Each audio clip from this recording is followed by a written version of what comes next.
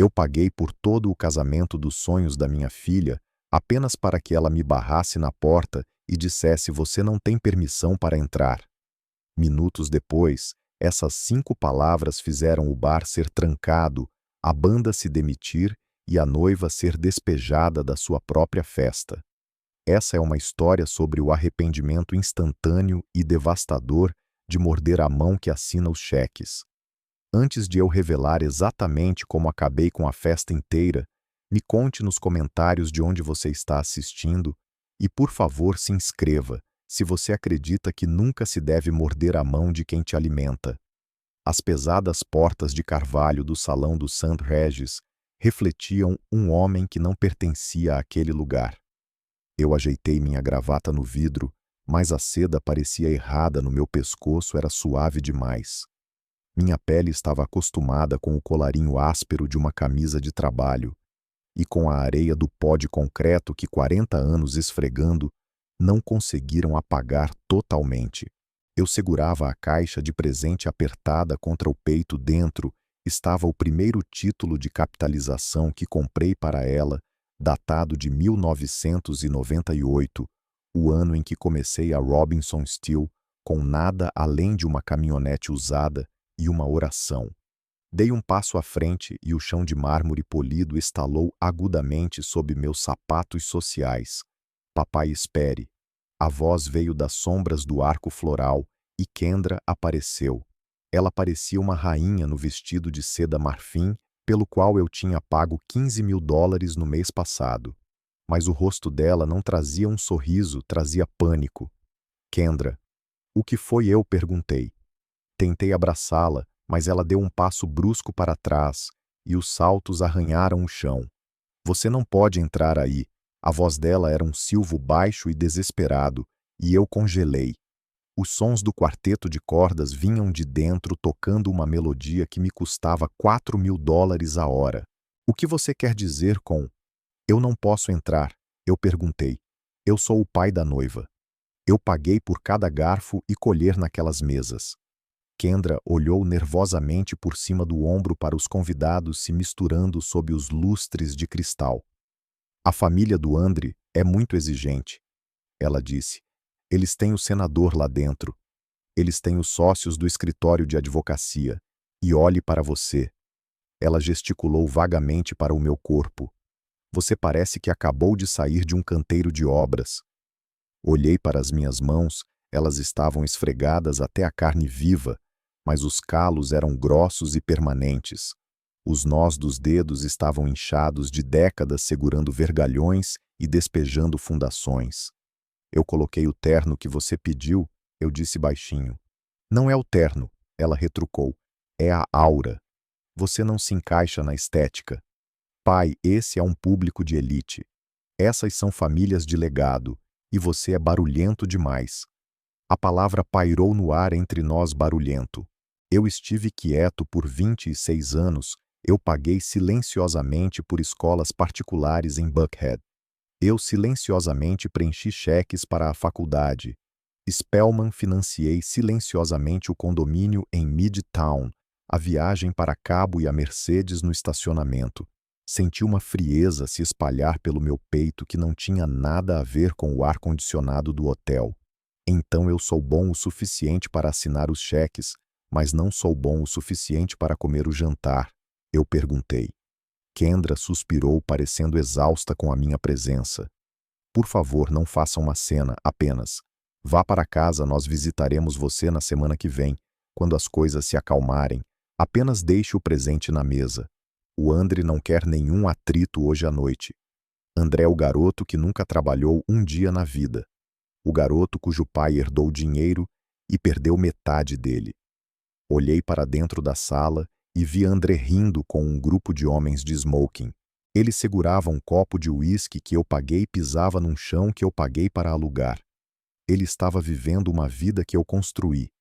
Olhei de volta para minha filha, a garotinha que costumava sentar no meu colo na cabine do caminhão, e usar meu capacete tinha desaparecido, substituída por essa estranha em seda cara que tinha vergonha do suor que comprou aquilo. "Tudo bem," eu disse.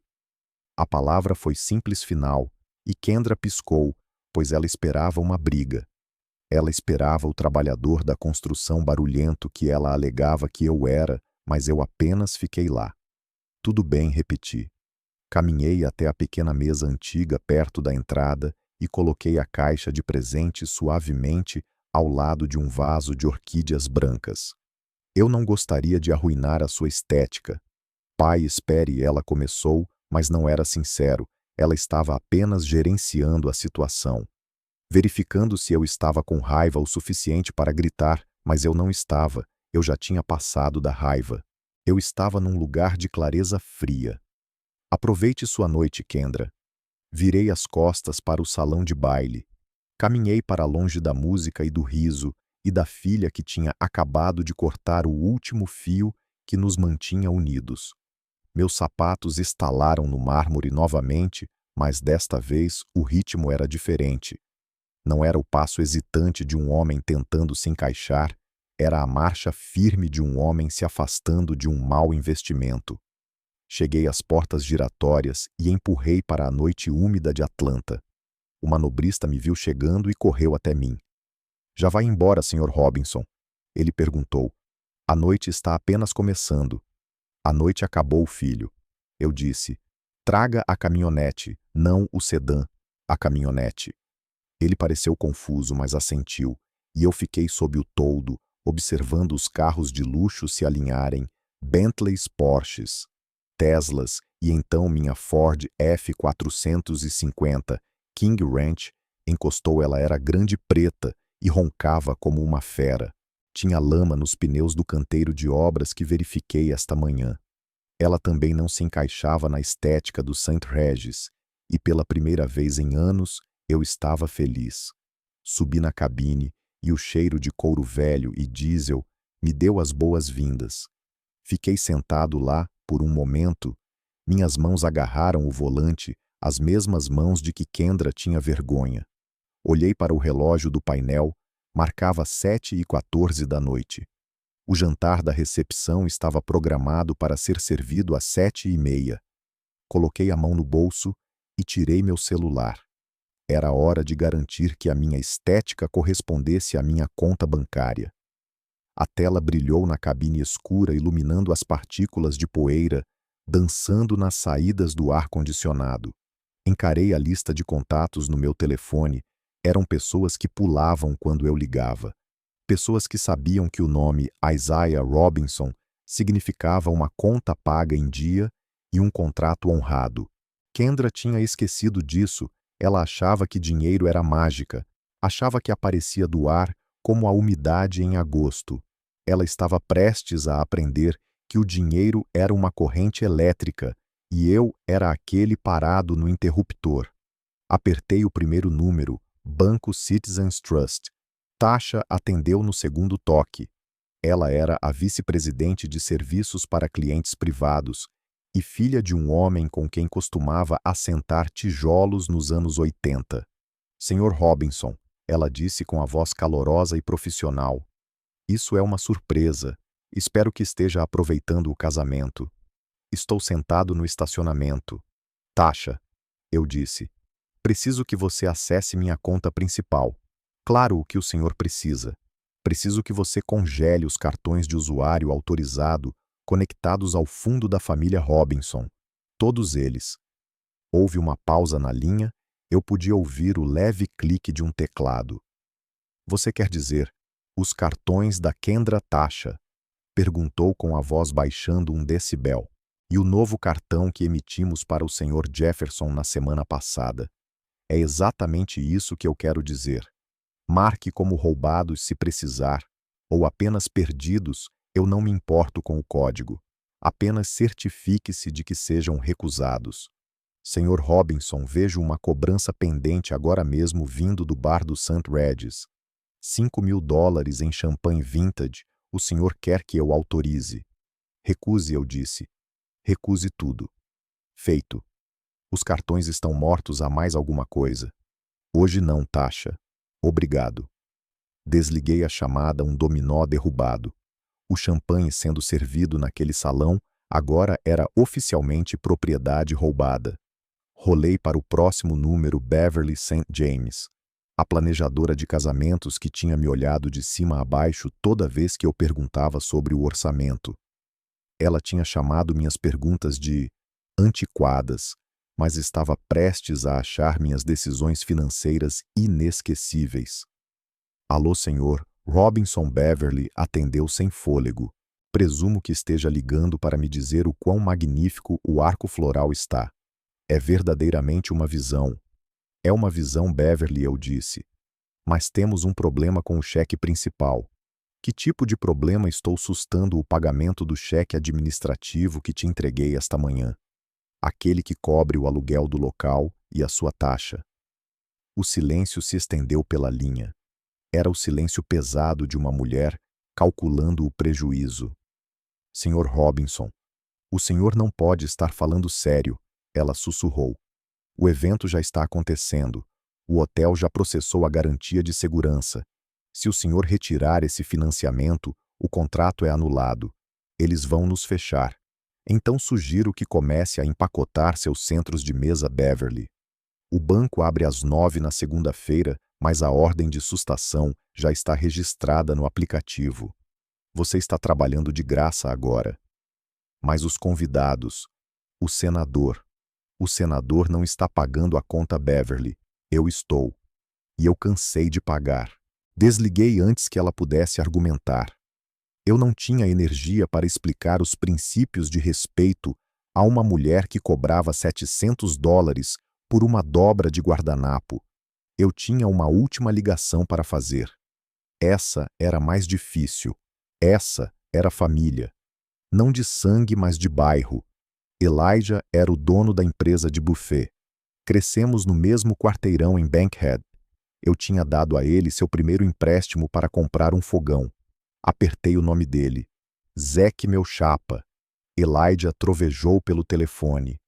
Eu sei que não devo atender chamadas durante o serviço, mas para você abro uma exceção. Esse camarão com canjiquinha está voando das bandejas. As pessoas estão perdendo a cabeça. Elijah, me escute com atenção, eu disse. O tom da minha voz o fez parar. O ruído de fundo da cozinha desapareceu enquanto ele saía para fora ou entrava num escritório silencioso. O que há de errado, Zack? Você está bem. Estou bem. Mas preciso que você pare o serviço. Parar o serviço. Não trouxemos nem o prato principal ainda. Tenho 300 filés mignon descansando na bancada. Empacote tudo, eu disse. Leve para casa. Dê para os funcionários. Doe para o abrigo. Eu não me importo.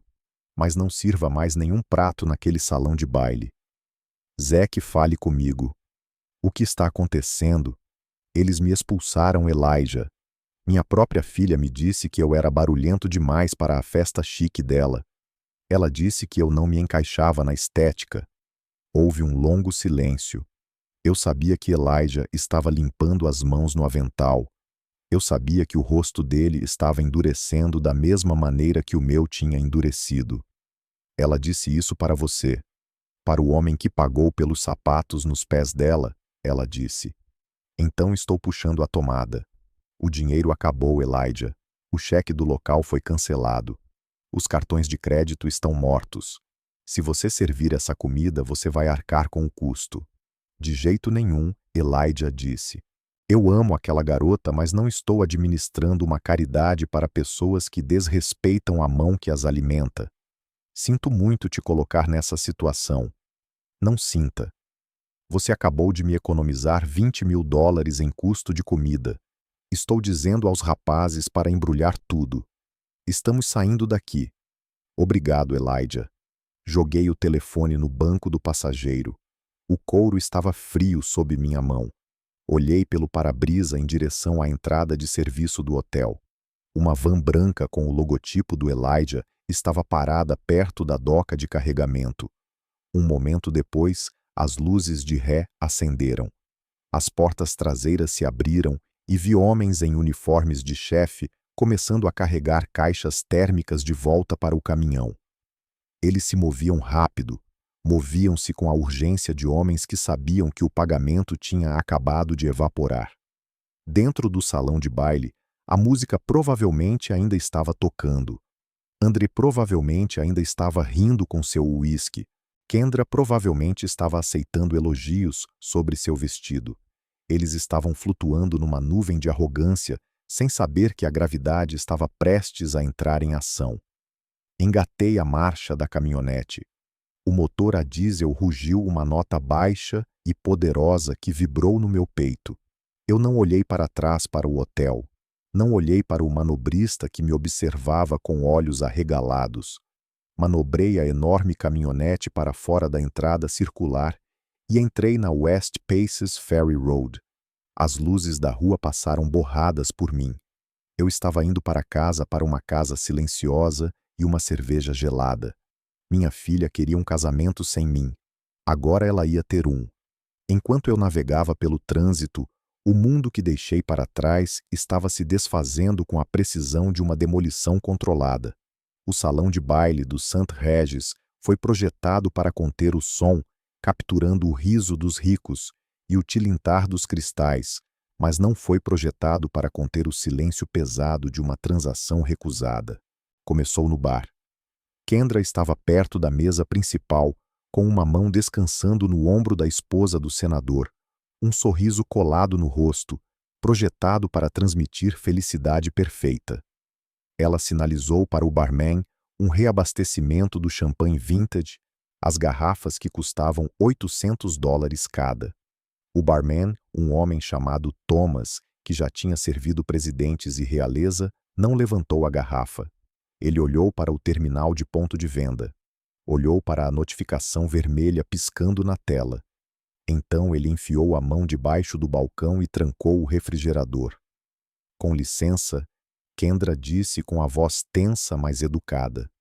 Precisamos de mais uma rodada para a mesa principal.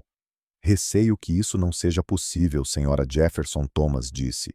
Sua voz era baixa, discreta, treinada para dar más notícias sem causar uma cena, mas numa sala cheia de pessoas procurando por rachaduras na fachada, a descrição era impossível. O que você quer dizer com "não é possível"? André perguntou, aproximando-se ao lado dela. Ele ajeitou a gravata borboleta de seda, o rosto corando com o primeiro sinal de irritação. Temos um pacote de bar aberto. Abra. A autorização foi revogada, Sr. Thomas, disse colocando um guardanapo pesado sobre as torneiras de chope. O titular da conta relatou os cartões como perdidos ou roubados e iniciou uma ordem estrita de sustação de pagamento. Não podemos servir nem mais uma gota. André riu. Foi um som agudo latido que fez os convidados nas mesas próximas virarem a cabeça. Isso é ridículo, André disse. Meu sogro está apenas confuso. Ele é um homem velho. Passe o cartão novamente. Não posso passar um cartão que foi sinalizado por fraude, Sr. Thomas, respondeu cruzando os braços. Naquele exato momento as portas laterais da cozinha se abriram. Mas não era o desfile de garçons carregando travessas de prata de filé mignon que os convidados esperavam. Em vez disso, a equipe do Elijah marchou em fila única. Eles vestiam seus uniformes brancos impecáveis, mas seus rostos estavam sombrios. Eles carregavam grandes caixas de plástico. Moviam-se com a eficiência de uma equipe de pit stop. Eles não serviram. Eles limparam. Segmento 3 de 12. Título sugerido: O Império do Nada. Um garçom chegou à mesa do senador e pegou a cesta de pães. Outro removeu os pratos de manteiga. Um terceiro começou a recolher as saladas intocadas. Ei, o senador, disse olhando para cima confuso. Eu não tinha terminado isso. Sinto muito, senhor, o garçom disse, sem fazer contato visual. O serviço de buffet foi suspenso. Somos obrigados a recuperar todo o estoque imediatamente. Suspenso, Kendra sussurrou. Ela olhou ao redor da sala. O quarteto de cordas tinha parado de tocar. O violoncelista estava guardando o arco no estojo. O silêncio que se seguiu foi súbito e violento e sugou o ar da sala. 300 convidados à elite da sociedade negra de Atlanta estavam sentados numa quietude atordoada. O único som era o barulho de talheres sendo despejados em caixas de plástico e o guincho dos sapatos dos garçons no chão de mármore. André agarrou o braço do capitão do banquete. Tire as mãos da minha mesa. André Sibilos. Você sabe quem eu sou. Sabe quem é meu pai. Eu sei que este evento tem um saldo de $0 pagos, o capitão disse puxando o braço. E sei que minha equipe não trabalha de graça. Isso é um erro, Kendra disse com a voz subindo, agora o pânico começando a rachar a máscara perfeita que ela usou o dia todo. Meu pai só está tendo um momento, ele está emocionado. Eu tenho meu próprio financiamento. Ela enfiou a mão na bolsa de contas, os dedos tremendo, enquanto puxava o pesado cartão de metal preto. Era o cartão que eu tinha dado para emergências, o cartão ligado diretamente ao fundo da família Robinson. O cartão que ela usava para bolsas dias de spa e viagens para Bali. Aqui ela disse empurrando-o para o capitão. Coloque neste. Eu autorizo tudo. A comida, o bar, a música. Apenas ligue tudo de volta. O capitão olhou para o cartão, depois para o terminal móvel na mão dele. Ele pegou. Passou. O bip foi alto na sala silenciosa, um tom longo, plano e dissonante que sinalizava falha. Recusado, o capitão disse, devolvendo o cartão como se fosse um pedaço de sucata. Tente de novo, Kendra gritou. As pessoas estavam se levantando agora. O senador checava o relógio.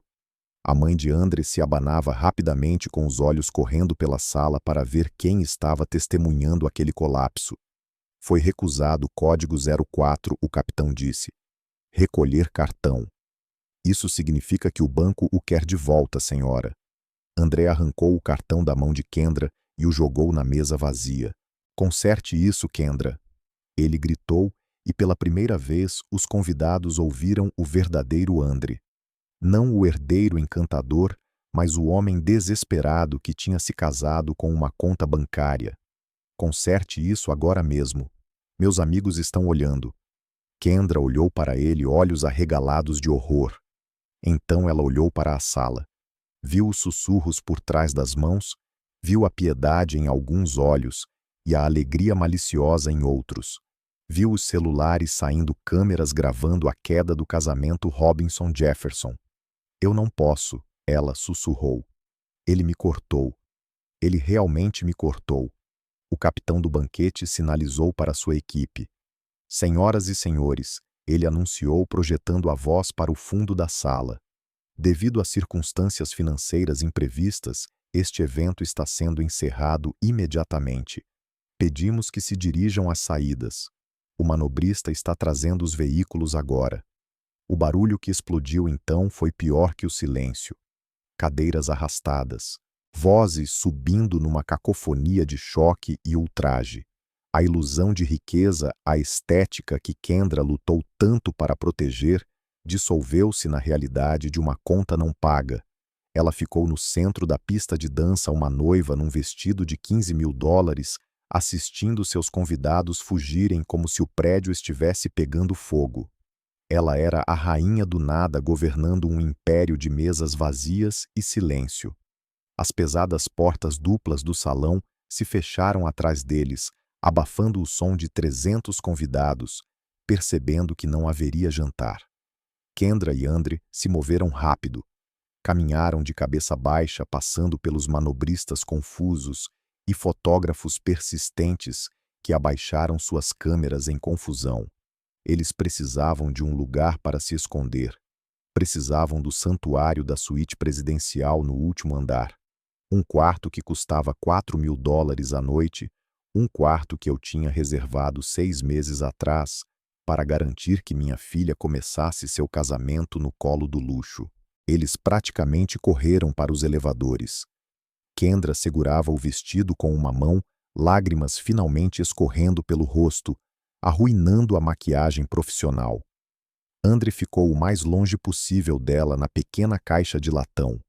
Ele encarava os números do andar iluminando um por um, recusando-se a olhar para sua nova esposa. Você tem que consertar isso, Kendra, ele disse para as portas de aço.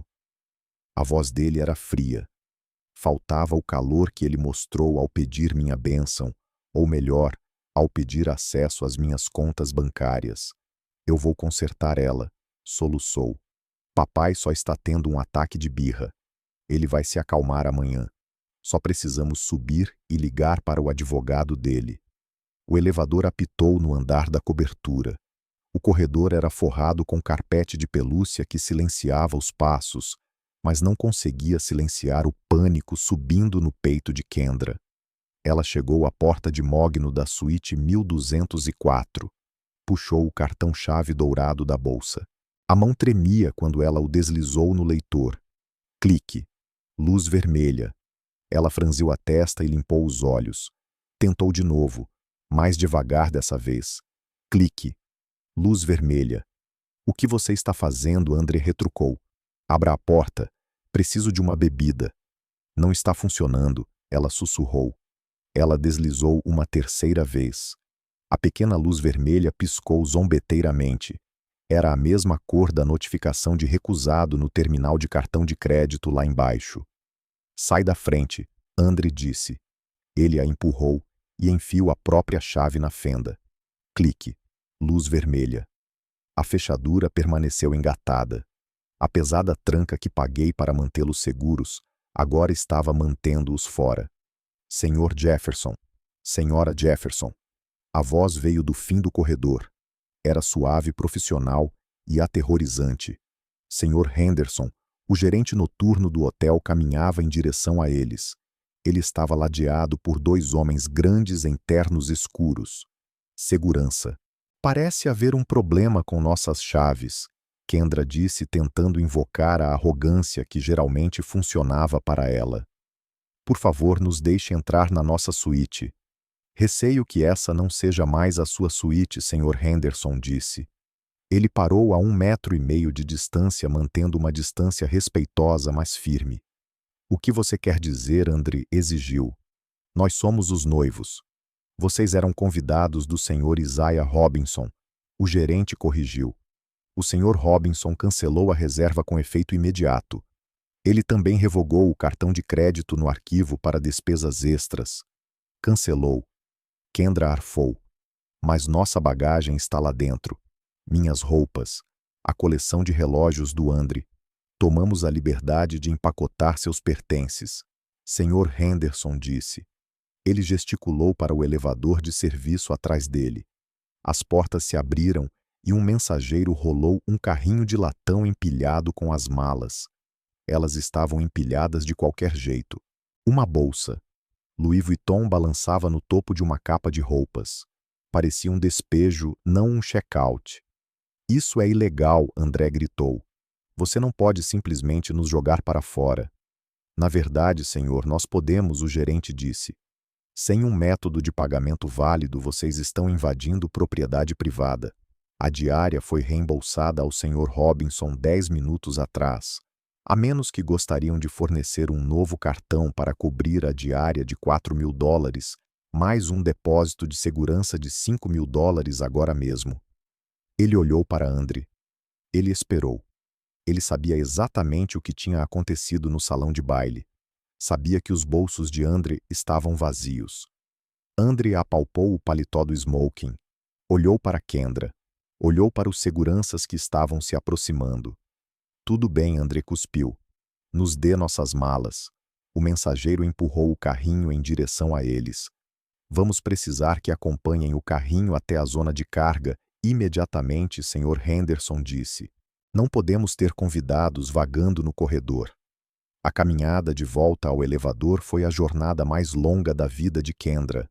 Ela andava atrás do carrinho, vendo seu guarda-roupa de lua de mel caro balançar a cada solavanco.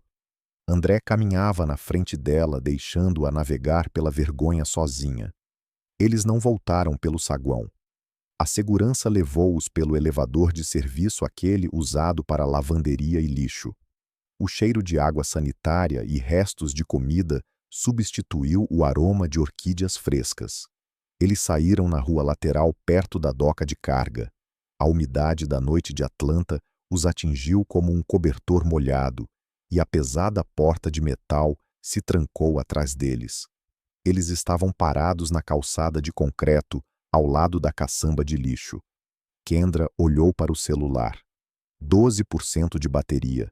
Sem aplicativo da Uber, porque o cartão vinculado a ele estava morto. André chutou sua mala. Foi um movimento violento e infantil que arranhou o couro caro. Isso é um pesadelo, ele gritou. Um pesadelo literal. Você sabe quem eu vi no saguão enquanto saíamos? O juiz Matiz. O parceiro de golfe do meu pai. Ele me viu sendo escoltado como um criminoso. André, por favor. Kendra tentou alcançar o braço dele. Podemos ir para a casa dos seus pais. Podemos explicar. Meus pais, ele riu um som amargo e agudo. Minha mãe acabou de me mandar mensagem. Ela disse para não levar esse drama para a porta dela. Ela ouviu sobre os cartões recusados, Kendra. Ela ouviu que você é uma fraude. Eu não sou uma fraude, ela chorou. Eu sou uma Robinson. Meu pai é dono de metade do concreto desta cidade. Seu pai acabou de te deixar na calçada ao lado do lixo. André disse. Ele se virou e olhou para ela com olhos que não continham amor, apenas cálculo. Você me disse que tinha acesso. Você me disse que o fundo fiduciário tinha liquidez. E tem ela, implorou. Tinha. Eu não sei o que ele fez. Ele nos fez parecer idiotas, André disse. Ele puxou o telefone. Estava chamando um táxi. Um táxi amarelo à moda antiga, porque ele tinha dinheiro no bolso o suficiente para uma corrida. Para onde estamos indo? Kendra perguntou. Eu vou para a boate, André disse. Preciso ser visto. Preciso dar um jeito nisso antes que a história se espalhe. E quanto a mim, ela sussurrou. Você. André olhou para ela de cima a baixo, absorvendo a maquiagem arruinada e o vestido que agora arrastava na calçada suja. Você provavelmente devia encontrar um telefone público. Ou começar a andar. Eu não posso ser visto com você agora. Não com essa aparência. O táxi encostou. André jogou as malas no porta-malas. Ele não se ofereceu para ajudar com as dela. Ele entrou no banco de trás e bateu a porta. Kendra ficou lá no escuro vendo as lanternas traseiras desaparecerem no trânsito de Buckhead. Ela estava sozinha. O vestido valia $15.000, mas ela não tinha 50 centavos para uma ligação. As luzes da rua zumbiam acima da cabeça, iluminando a filha que tinha tudo, e a mulher que agora não tinha nada. Enquanto Kendra estava na calçada escura em Buckhead, eu estava sentado no silêncio de uma casa que era grande demais para um homem só. O único som no meu escritório era o zumbido do disco rígido e o bater rítmico do meu dedo na mesa de mogno. Eu construí essa mesa eu mesmo. Eu tinha serrado a madeira de um carvalho que caiu na propriedade durante a tempestade de 96. Era sólida. Era real. Tudo na minha vida foi construído sobre uma base de suor e cálculo, exceto minha filha. Virei as costas para a janela e encarei a parede de arquivos. Eram de metal cinza amassados em alguns lugares pelas mudanças entre trailers de canteiro de obras e escritórios corporativos. Eles guardavam as plantas de cada fundação de arranha-céu que eu tinha despejado em Atlanta. Mas esta noite, eu não estava procurando desenhos estruturais. Eu estava procurando um tipo diferente de registro. Puxei a gaveta marcada "Pessoal". Os rolos de metal gritaram um protesto na sala silenciosa. Parecia um grito. Dentro estavam 26 anos de pastas de arquivo. Algumas eram finas e amareladas com a idade. Outras eram grossas e explodindo com faturas recentes. Eu puxei todas elas. Empilhei tudo na mesa ao lado de uma caneca fumegante de café preto. Eu precisava ver. Eu precisava quantificar exatamente quanto o meu amor tinha custado. Abri uma nova planilha no meu computador. Digitei o cabeçalho em letras negrito, a auditoria Robinson. Comecei com a pasta da educação, os recibos da escola Lovett, do jardim de infância até o ensino médio. Eu lembrava de preencher esses cheques. Lembrava dos dias em que trabalhei turnos duplos, supervisionando a concretagem no terminal do aeroporto apenas para cobrir o aumento da mensalidade de primavera. 18 mil por ano naquela época, subindo para 30 mil quando ela se formou. Digitei os números. O cursor piscava, engolindo as cifras. Em seguida veio a pasta da faculdade Spellman. Mensalidade, hospedagem e alimentação. Mas não apenas hospedagem e alimentação. Kendra não podia morar nos dormitórios. Os quartos eram pequenos demais, ela dizia. Os banheiros eram comunitários. Então eu paguei pelo condomínio em Midtown. As taxas de condomínio. O pacote de móveis da Restoration Hardware, porque ela precisava do ambiente certo para estudar. Peguei um recibo de 2016. Programa de estudo no exterior em Paris. $15.000 por um semestre de verão. Eu lembrava daquele verão. Passei ele num trailer em Macon brigando com um empreiteiro geral sobre um carregamento de aço atrasado. Eu comia sanduíches de um posto de gasolina enquanto Kendra comia croissants no Rio Sena. Digitei o número. O total na parte inferior da tela saltou. Depois a pasta de transporte. A Mercedes Classe C de 16 anos. Lembrei do rosto dela quando viu o grande laço vermelho. Ela não me abraçou. Ela correu para o lado do motorista e checou o espelho para ver como ela ficava. 3 meses depois, ela bateu num poste enquanto mandava mensagem. Eu paguei a franquia. Paguei o prêmio de seguro aumentado. Quando ela se formou na faculdade, precisava da Range Rover porque era mais segura. Eu paguei a entrada. Eu paguei a prestação mensal. Minhas mãos tremiam levemente enquanto eu digitava. Não era mais raiva. Era luto.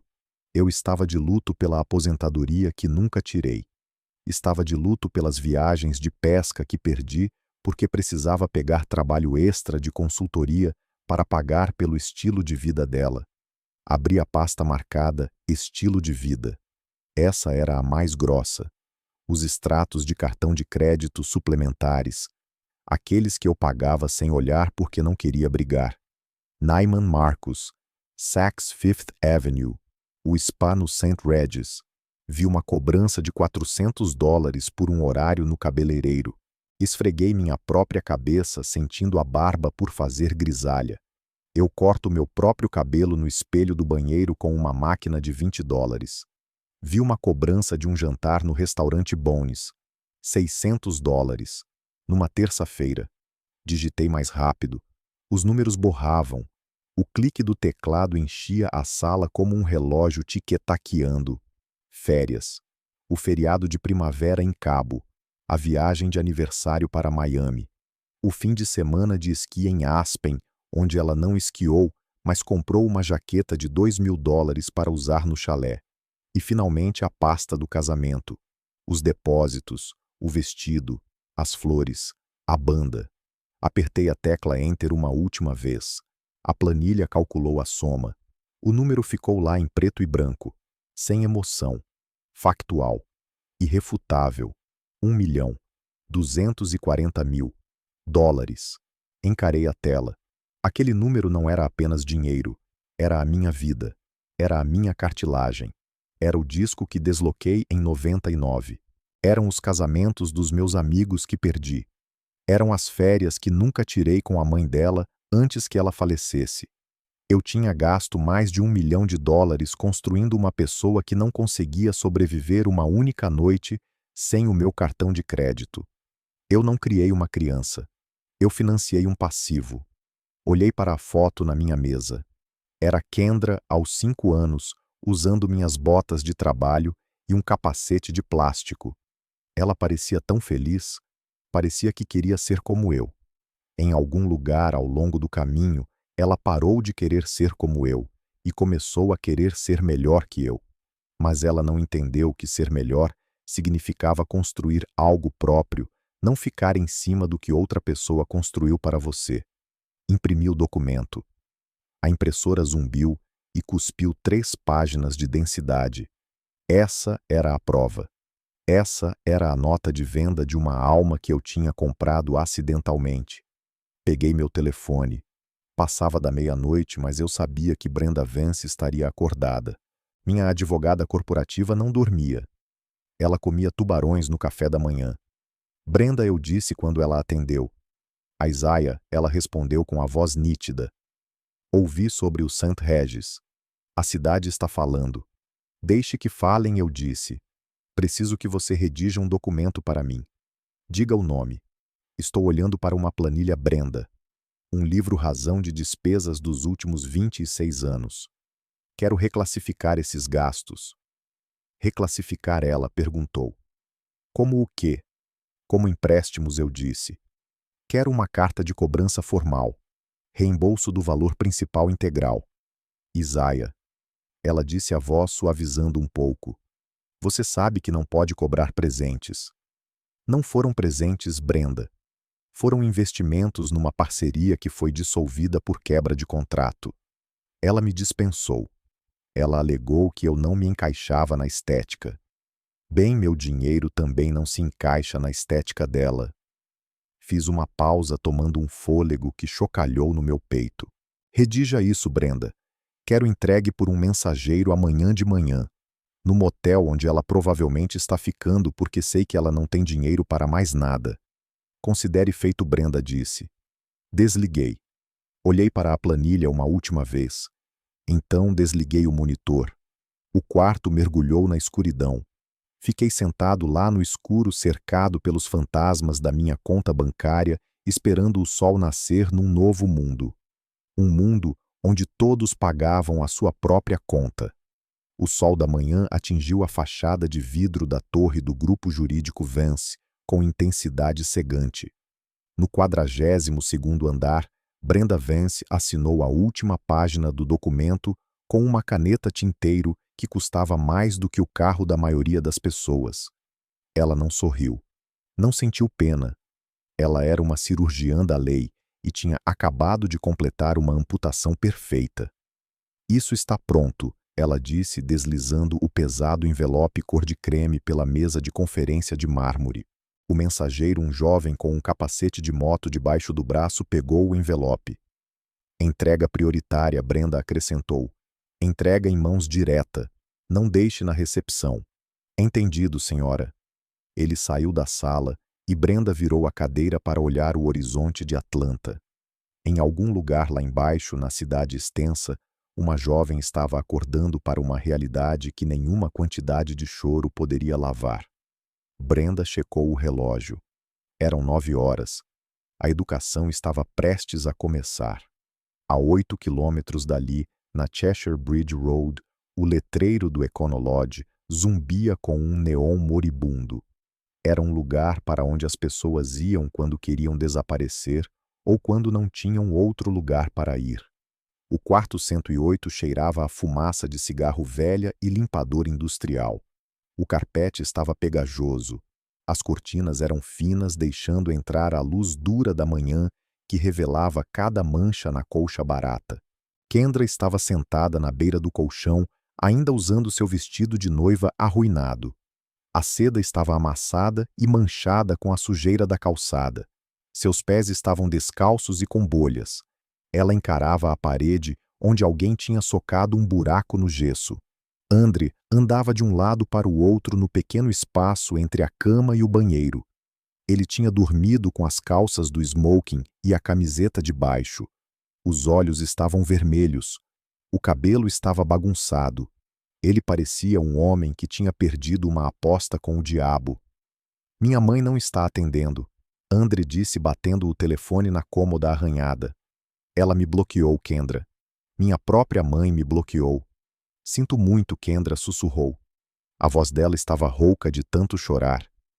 Desculpa não conserta minha reputação, Andre retrucou.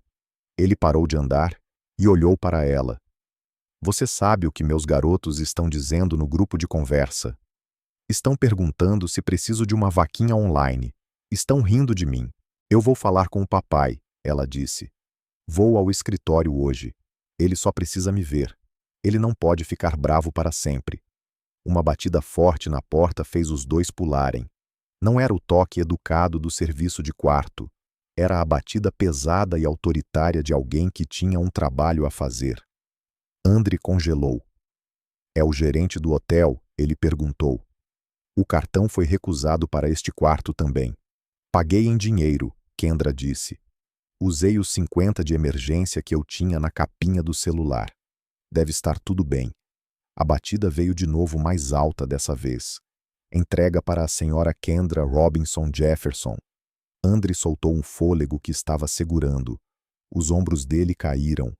Um sorriso de alívio se abriu no rosto dele. Entrega a ele, disse, alisando o cabelo. É ele. Tem que ser ele. O velho se sentiu mal. Ele provavelmente mandou um cheque, ou as chaves da casa. Andre correu para a porta. Ele a abriu com a confiança de um homem que acreditava que o universo lhe devia desculpas. Um mensageiro estava lá segurando um envelope grosso carimbado com o logotipo do grupo jurídico Vance.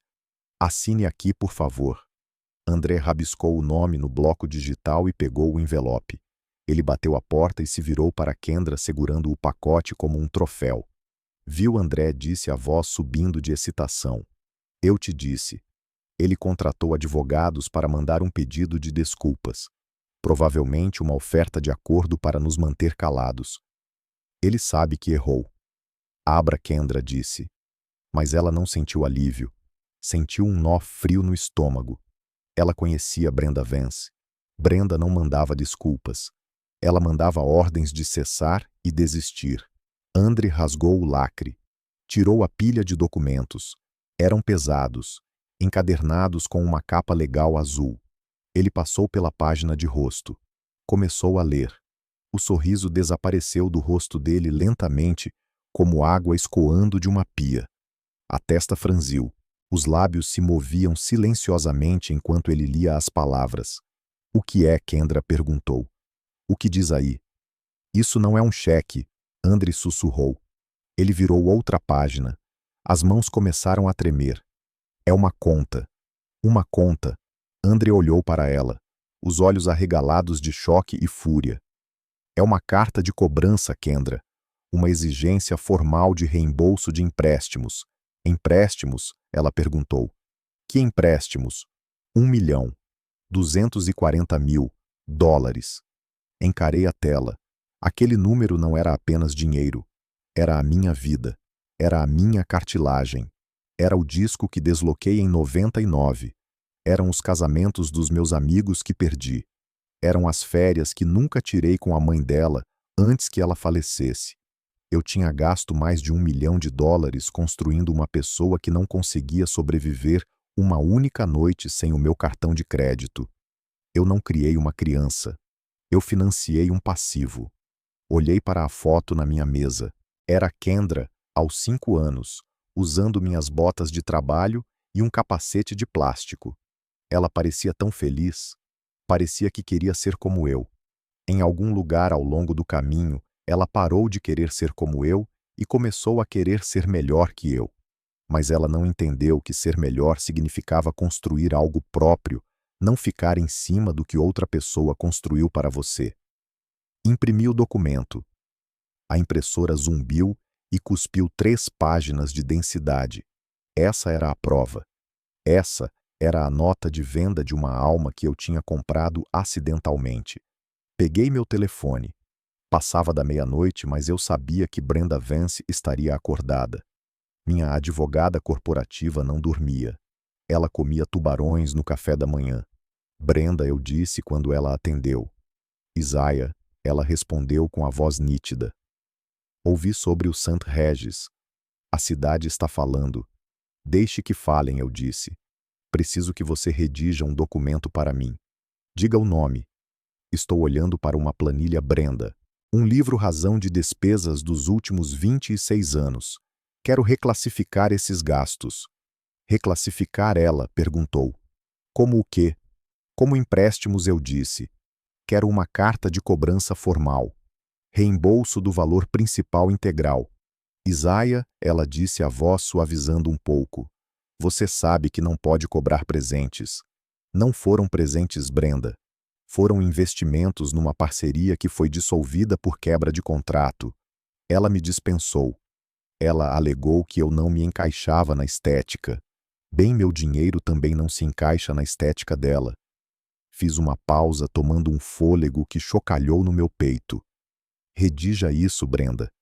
Quero entregue por um mensageiro amanhã de manhã. No motel onde ela provavelmente está ficando porque sei que ela não tem dinheiro para mais nada. Considere feito, Brenda disse. Desliguei. Olhei para a planilha uma última vez. Então desliguei o monitor. O quarto mergulhou na escuridão.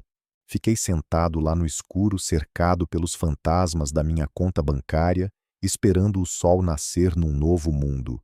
Um mundo onde todos pagavam a sua própria conta. O sol da manhã atingiu a fachada de vidro da torre do grupo jurídico Vance com intensidade cegante. No 42º andar, Brenda Vance assinou a última página do documento com uma caneta tinteiro que custava mais do que o carro da maioria das pessoas. Ela não sorriu. Não sentiu pena. Ela era uma cirurgiã da lei e tinha acabado de completar uma amputação perfeita. Isso está pronto, ela disse, deslizando o pesado envelope cor de creme pela mesa de conferência de mármore. O mensageiro, um jovem com um capacete de moto debaixo do braço, pegou o envelope. Entrega prioritária, Brenda acrescentou. Entrega em mãos direta. Não deixe na recepção. Entendido, senhora. Ele saiu da sala e Brenda virou a cadeira para olhar o horizonte de Atlanta. Em algum lugar lá embaixo, na cidade extensa, uma jovem estava acordando para uma realidade que nenhuma quantidade de choro poderia lavar. Brenda checou o relógio. Eram 9 horas. A educação estava prestes a começar. A 8 quilômetros dali, na Cheshire Bridge Road, o letreiro do Econo Lodge zumbia com um neon moribundo. Era um lugar para onde as pessoas iam quando queriam desaparecer ou quando não tinham outro lugar para ir. O quarto 108 cheirava a fumaça de cigarro velha e limpador industrial. O carpete estava pegajoso. As cortinas eram finas, deixando entrar a luz dura da manhã que revelava cada mancha na colcha barata. Kendra estava sentada na beira do colchão, ainda usando seu vestido de noiva arruinado. A seda estava amassada e manchada com a sujeira da calçada. Seus pés estavam descalços e com bolhas. Ela encarava a parede onde alguém tinha socado um buraco no gesso. André andava de um lado para o outro no pequeno espaço entre a cama e o banheiro. Ele tinha dormido com as calças do smoking e a camiseta de baixo. Os olhos estavam vermelhos. O cabelo estava bagunçado. Ele parecia um homem que tinha perdido uma aposta com o diabo. Minha mãe não está atendendo, André disse, batendo o telefone na cômoda arranhada. Ela me bloqueou, Kendra. Minha própria mãe me bloqueou. Sinto muito, Kendra sussurrou. A voz dela estava rouca de tanto chorar. Desculpa não conserta minha reputação, André retrucou. Ele parou de andar e olhou para ela. Você sabe o que meus garotos estão dizendo no grupo de conversa. Estão perguntando se preciso de uma vaquinha online. Estão rindo de mim. Eu vou falar com o papai, ela disse. Vou ao escritório hoje. Ele só precisa me ver. Ele não pode ficar bravo para sempre. Uma batida forte na porta fez os dois pularem. Não era o toque educado do serviço de quarto. Era a batida pesada e autoritária de alguém que tinha um trabalho a fazer. André congelou. É o gerente do hotel, ele perguntou. O cartão foi recusado para este quarto também. Paguei em dinheiro, Kendra disse. Usei os 50 de emergência que eu tinha na capinha do celular. Deve estar tudo bem. A batida veio de novo mais alta dessa vez. Entrega para a senhora Kendra Robinson Jefferson. André soltou um fôlego que estava segurando. Os ombros dele caíram. Um sorriso de alívio se abriu no rosto dele. Entrega a ele, disse, alisando o cabelo. É ele. Tem que ser ele. O velho se sentiu mal. Ele provavelmente mandou um cheque, ou as chaves da casa. André correu para a porta. Ele a abriu com a confiança de um homem que acreditava que o universo lhe devia desculpas. Um mensageiro estava lá segurando um envelope grosso carimbado com o logotipo do grupo jurídico Vance. Assine aqui, por favor. André rabiscou o nome no bloco digital e pegou o envelope. Ele bateu a porta e se virou para Kendra segurando o pacote como um troféu. Viu, André, disse a voz subindo de excitação. Eu te disse. Ele contratou advogados para mandar um pedido de desculpas. Provavelmente uma oferta de acordo para nos manter calados. Ele sabe que errou. Abra, Kendra disse. Mas ela não sentiu alívio. Sentiu um nó frio no estômago. Ela conhecia Brenda Vance. Brenda não mandava desculpas. Ela mandava ordens de cessar e desistir. Andre rasgou o lacre. Tirou a pilha de documentos. Eram pesados, encadernados com uma capa legal azul. Ele passou pela página de rosto. Começou a ler. O sorriso desapareceu do rosto dele lentamente como água escoando de uma pia. A testa franziu. Os lábios se moviam silenciosamente enquanto ele lia as palavras. O que é, Kendra perguntou. O que diz aí? Isso não é um cheque. Andre sussurrou. Ele virou outra página. As mãos começaram a tremer. É uma conta. Uma conta. Andre olhou para ela, os olhos arregalados de choque e fúria. É uma carta de cobrança, Kendra. Uma exigência formal de reembolso de empréstimos. Empréstimos? Ela perguntou. Que empréstimos? Andre começou a ler em voz alta com a voz tremendo de raiva. REF, obrigações de dívida pendentes. O cliente Isaiah Robinson exige o reembolso imediato do valor principal, totalizando $1.200.000. Segue o detalhamento. Ele fez uma pausa respirando com dificuldade. Despesas com educação 300 mil. Auxílio moradia 200 mil. Financiamento de veículos 150 mil. Despesas com estilo de vida e viagens 400 mil. Ele jogou os papéis na cama. Eles se espalharam pelo edredom sujo como folhas secas. Ele discriminou a sua vida, Kendra. Tem recibos aqui. Cópias de cheques. Ele listou cada semestre da faculdade, cada carro, cada férias. Ele está chamando tudo isso de empréstimos. Isso é impossível, Kendra disse, estendendo a mão para pegar os papéis. Ele me deu essas coisas. Ele é meu pai. Parágrafo 4. André apontou um dedo trêmulo para a página. O destinatário aceitou esses fundos com um entendimento implícito de conduta familiar e respeito. A violação de tal conduta constitui o encerramento do status de presente, reclassificando todos os fundos como dívida exigível. Ele se sentou pesadamente na cadeira barata que rangeu sob seu peso. Ele quer o dinheiro em 30 dias, Kendra. Ou ele vai entrar com um processo civil. Ele vai penhorar o seu salário. Eu não tenho salário, ela chorou. Exatamente, André gritou. Ele se levantou novamente, chutando a cadeira. Você não tem salário. Você não tem bens. Você não tem nada. Ele caminhou até ela pairando sobre a cama. Eu pensei que estava me casando com uma herdeira. Pensei que estava entrando para o Império Robinson. Mas casei com uma devedora. Casei com uma mulher que deve mais dinheiro do que jamais verá na vida. Andre, por favor, ela tentou pegar a mão dele. Podemos lutar contra isso. Podemos contratar nosso próprio advogado. Com que dinheiro? Andre riu, um som amargo e feio. Advogados custam dinheiro, Kendra. E você está negativa em $1,2 milhões. Ele pegou o paletó do cabide. Pegou as chaves do carro. Onde você vai? Ela perguntou, o pânico subindo na garganta. Preciso de ar, Andre disse. Preciso pensar. Preciso descobrir como me divorciar de um passivo sem destruir minha própria pontuação de crédito. Ele não olhou para trás. Abriu a porta e saiu para o estacionamento quente e claro. A porta não bateu dessa vez.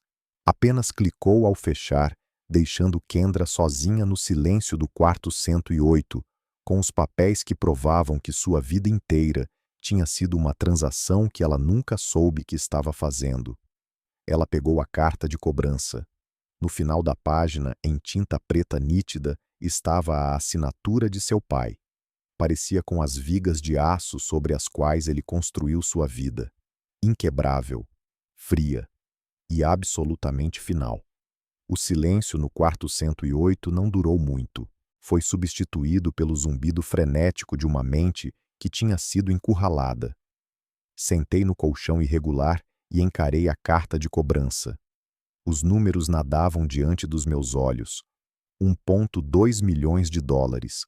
Meu pai não queria dinheiro. Ele queria me destruir.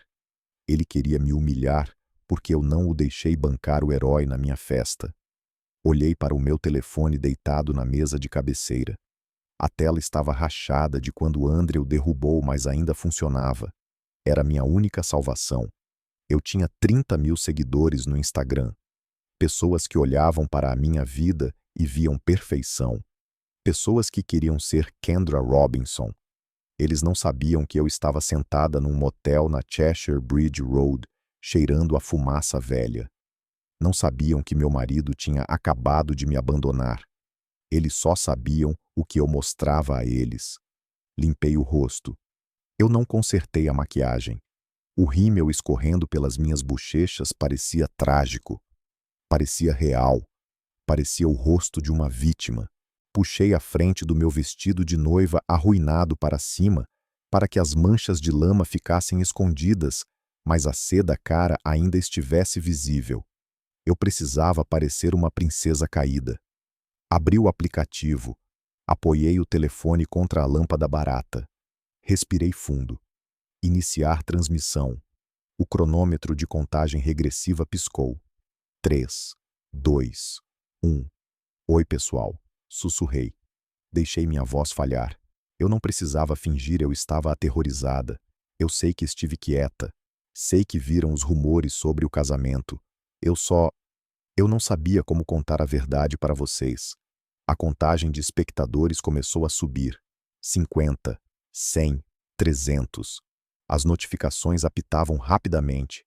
Corações, emojis preocupados, perguntas sobre se eu estava bem. Meu pai fez uma pausa e olhei para longe da câmera, deixando uma única lágrima cair. Meu pai não está bem. Temos tentado manter isso privado por muito tempo. Mas ontem ele teve um episódio grave. Vi os comentários voando. Meu Deus, ele está doente, rezando por você. Ele veio ao casamento e estava confuso. Continuei ganhando confiança a cada mentira. Ele não reconhecia as pessoas. Ele ficou agressivo. Tentamos acalmá-lo, mas ele começou a gritar sobre dinheiro. Ele acha que as pessoas estão roubando dele. Faz parte da paranoia. Peguei a carta de cobrança. Segurei-a para a câmera, garantindo que o logotipo do grupo jurídico Vance estivesse visível, mas borrando os detalhes. Ele mandou isso para mim esta manhã. Ele está me processando, eu solucei. Ele está processando a própria filha pelo dinheiro que gastou para me criar. Ele chama isso de empréstimo agora. Ele diz que eu devo a ele $1 milhão por ser filha dele. O chat explodiu. Isso é loucura. Isso é abuso. Ele parece perigoso. Ele cortou meus cartões. Ele nos expulsou do hotel. Ele deixou a mim e ao André na rua sem nada. Estou sentada num motel agora porque tenho medo de ir para casa. Tenho medo do que ele pode fazer a seguir. Inclinei-me para mais perto do telefone. Sinto muito por expor esse assunto de família. Mas estou com medo. Ele é um homem poderoso nesta cidade. Ele tem advogados, dinheiro e conexões.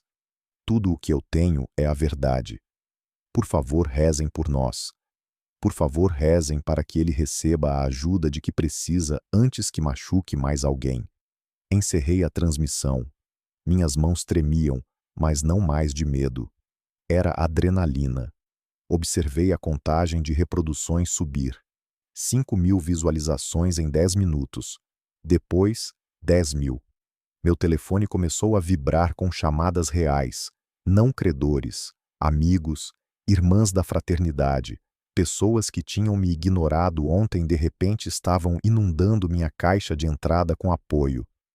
Kendra, eu não fazia ideia. Seu pai parecia tão normal, mas nunca se sabe o que acontece a portas fechadas. Você precisa de um lugar para ficar. Eu não respondi ainda. Deixei a narrativa marinar. Abri a página do The Shade Room Atlanta. Já estava lá. Uma gravação de tela do meu vídeo com a legenda exclusivo. Dono da Robinson Steel sofre colapso mental no casamento da filha. Processa a filha por $2 milhão. Os comentários eram cruéis, mas não comigo. Homens com dinheiro sempre acham que são donos das mulheres. Ele parece um narcisista. Boicote a Robinson concreto. Recostei-me na cabeceira da cama. O nó no meu estômago se soltou. Eu não era mais a pirralha mimada que arruinou o próprio casamento. Eu era a brava sobrevivente de um pai tóxico. Eu era a vítima de abuso financeiro. A porta do quarto se abriu. André entrou de volta. Ele tinha um copo de isopor de café na mão. Ele parecia derrotado até ver meu rosto. "Por que você está sorrindo?" ele perguntou, colocando o café na cômoda. "Nós ainda estamos falidos, Kendra." "Cheque seu celular", eu disse. Ele franziu a testa e puxou o aparelho do bolso. Rolou a tela por alguns segundos. Os olhos dele se arregalaram. Ele olhou para mim depois de volta para a tela. "Você disse que ele estava senil?" André sussurrou. "Você disse que ele era perigoso." Eu disse o que tinha que dizer, respondi me levantando. A narrativa mudou, André. Nós não somos os vilões. Somos os sobreviventes. Olhe os comentários. As pessoas estão do nosso lado. André leu os comentários em voz alta. "Essa pobre garota. Aquele pai é um monstro." Ele olhou para mim com uma mistura de medo e admiração. "Você destruiu a reputação dele", André disse. "Em 10 minutos. Ele destruiu meu casamento", eu disse. "Agora estamos quites." Meu telefone tocou de novo. Não era um amigo dessa vez. Era um repórter do Atlanta Journal-Constitution. Eles queriam um comentário sobre as alegações de abuso financeiro. Olhei para André. "Você vai ficar", perguntei, "ou vai me deixar lutar isso sozinha?" André olhou para a porta, depois para o telefone vibrando com a promessa de atenção e simpatia pública. Ele ajeitou o paletó do smoking. "Eu fico", ele disse. "Precisamos contar a nossa história." Deslizei o dedo para atender. O jogo não tinha acabado. Tinha apenas mudado para uma nova arena. Meu pai tinha os recibos, mas eu tinha o público. E em Atlanta, o público era tudo. O sol sobre o canteiro de obras do West Side estava brutal mesmo às 9 da manhã. Batia forte na fundação recém-despejada do novo centro médico, cozinhando o concreto e os homens que o alisavam. Eu estava de pé no andaime, observando o despejo. O cheiro de cimento molhado e óleo diesel era o único perfume que eu precisava. Cheirava a progresso. Cheirava a dinheiro ganho não dado. Ajeitei meu capacete e sinalizei para o operador do guindaste. A viga de aço balançou pelo ar, lançando uma longa sombra sobre a terra. Este era o meu mundo. Um mundo de física e gravidade, onde erros tinham consequências imediatas. Se você errasse a matemática, o prédio caía. Era simples. Meu capataz Marcos subiu a escada para se juntar a mim. Ele estava comigo há 15 anos. Era um homem de poucas palavras que geralmente se comunicava com acenos e sinais de mão. Mas hoje, ele não estava olhando para o aço. Estava segurando o celular. O rosto dele estava cinza sob a aba do capacete. "Chefe, temos um problema", Marcos disse. Eu não tirei os olhos da carga. "A mistura está errada", Marcos, perguntei. Os inspetores sinalizaram o vergalhão. "Não é o trabalho-chefe. É o senhor." Eu me virei então. Marcos estendeu o telefone. A tela estava rachada e empoeirada, mas a imagem era clara. Era Kendra. Ela estava chorando. A legenda dizia: "Dono da Robinson Steel, mentalmente instável. Filha foge de abuso." Assisti ao vídeo em silêncio. Ouvi minha filha dizer ao mundo que eu estava tendo episódios, que eu era paranoico, que eu era um perigo para mim mesmo e para os outros. Ela parecia tão convincente. As lágrimas pareciam tão reais. Ela estava usando as aulas de atuação pelas quais paguei $4.000 para destruir o próprio negócio que pagou por elas. "Ela diz que o senhor tem demência, chefe", Marcos disse calmamente. "Os rapazes estão falando. Estão preocupados com os pagamentos. Diga a eles para voltar ao trabalho", eu disse com a voz firme, apesar do tremor nas minhas mãos. "Minha mente está ótima, Marcos. Minha filha é quem está confusa." Devolvi o telefone, mas o dano já estava viajando mais rápido do que os cabos de fibra ótica podiam carregar. Meu próprio telefone vibrou no meu quadril. Não era uma mensagem. Era uma ligação do Departamento de Obras Públicas da cidade de Atlanta. Vereador Davis. Atendi. Isaiah, o vereador, disse. A voz dele estava tensa. Ele não perguntou como eu estava. Não perguntou sobre a pescaria que tínhamos planejado para o mês que vem. Vereador, eu disse. A que devo o prazer? Temos uma situação, Isaiah. Acabei de ver o vídeo. Aquele que sua filha postou. É uma mentira, vereador. Uma disputa familiar que saiu do controle. Pode ser, o vereador interrompeu. Mas ela está alegando instabilidade mental. Você é o contratante principal num projeto municipal de 20 milhões de dólares. Existem cláusulas no nosso contrato, Isaiah. Cláusulas de segurança.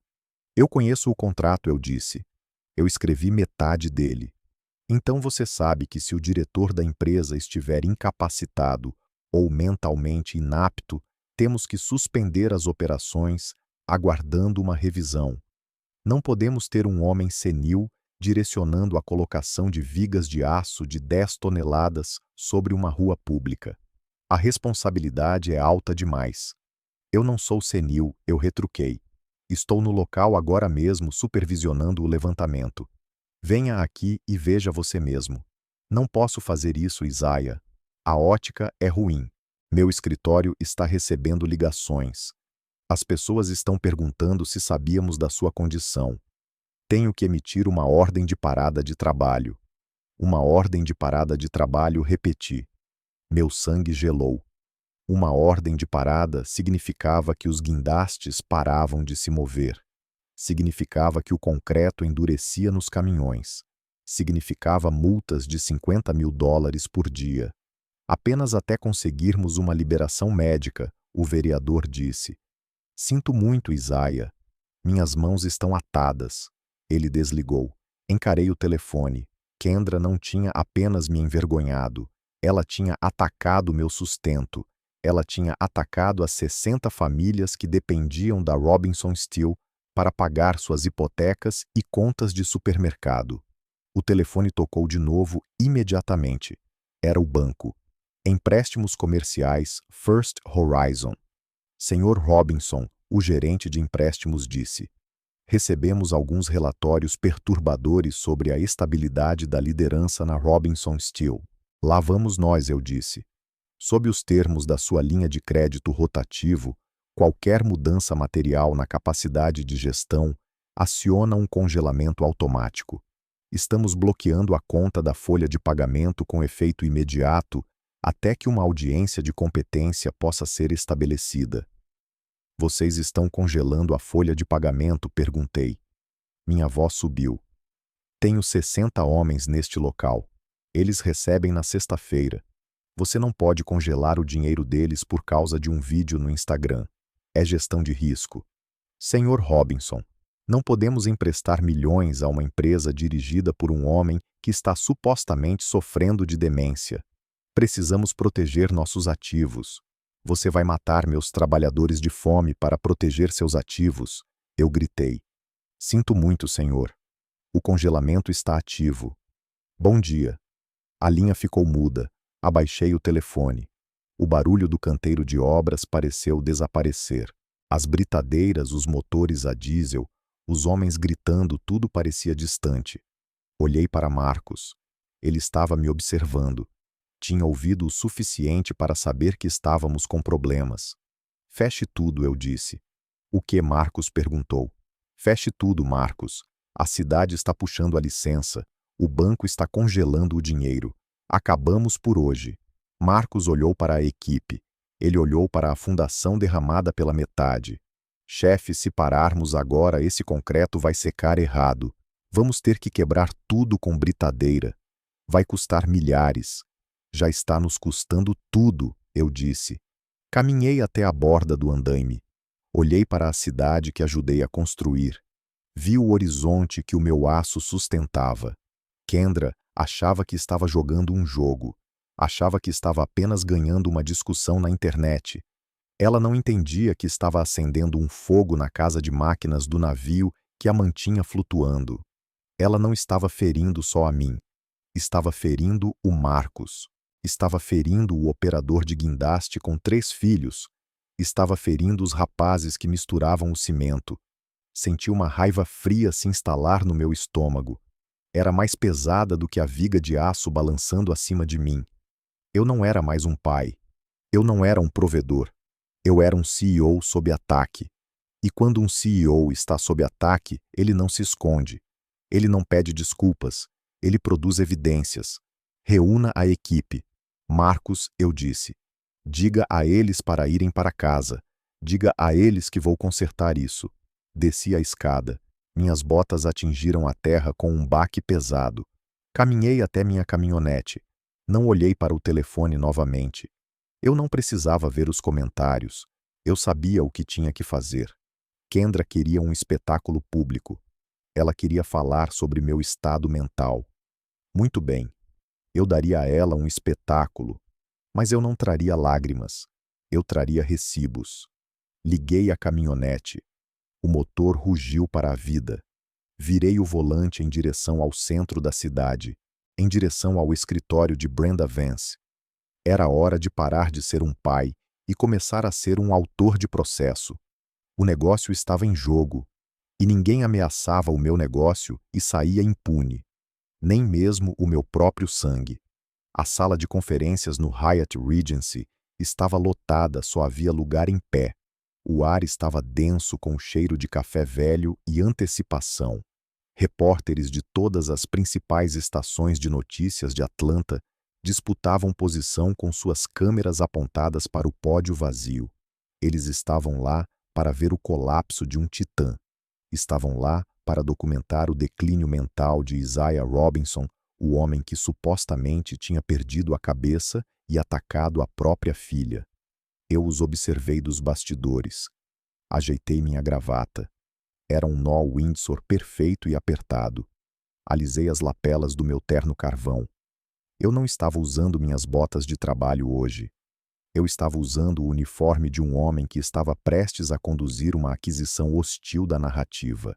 Brenda Vance estava ao meu lado. Ela checou o tablet uma última vez. Você está pronto, Isaiah? Ela perguntou. Assim que ligarmos aquele projetor não tem volta. Ela nunca vai te perdoar por isso. Ela nunca me perdoou por ser um trabalhador da construção civil. Brenda, eu disse.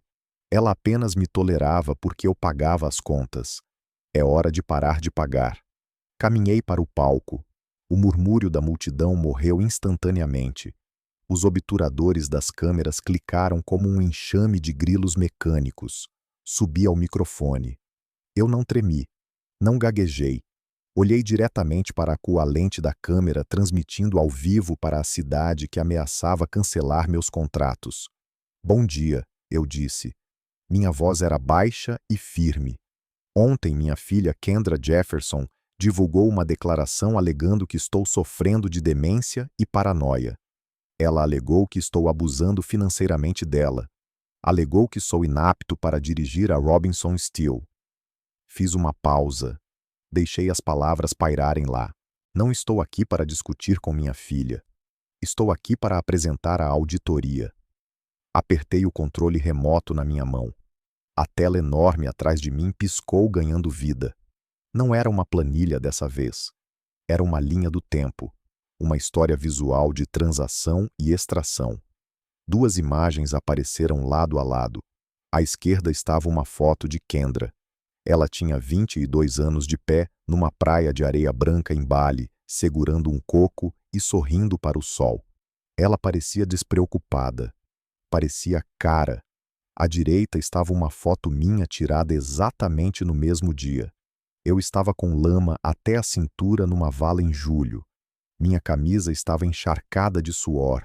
Meu rosto estava cinza de exaustão. Eu estava gritando instruções para um operador de guindaste, tentando colocar uma viga antes que uma tempestade caísse. O carimbo de data em ambas as fotos era 14 de julho de 2018. Esta é a aparência do abuso financeiro, eu disse. A sala ficou num silêncio mortal. Minha filha chama isso de férias. Continuei apontando para a praia. Eu chamo de fatura. Aquela viagem custou $12.000. Eu trabalhei 3 turnos dobrados, seguidos para pagar por ela. Perdi o jantar de aniversário do meu próprio irmão para garantir que o cheque fosse compensado. Cliquei no controle novamente. Um novo slide apareceu. Uma captura de tela de uma conversa por mensagem de texto. Kendra: pai, preciso de 5.000 rápido. O Andre quer ir para a área VIP na boate. Eu: não tenho liquidez, querida. A folha de pagamento está apertada esta semana. Kendra: você sempre diz isso. Apenas tire da conta da empresa. Não seja pão duro. Isso nos faz parecer mal. Um suspiro coletivo percorreu a sala. Os repórteres digitavam furiosamente. Ela me chama de pão duro, eu disse.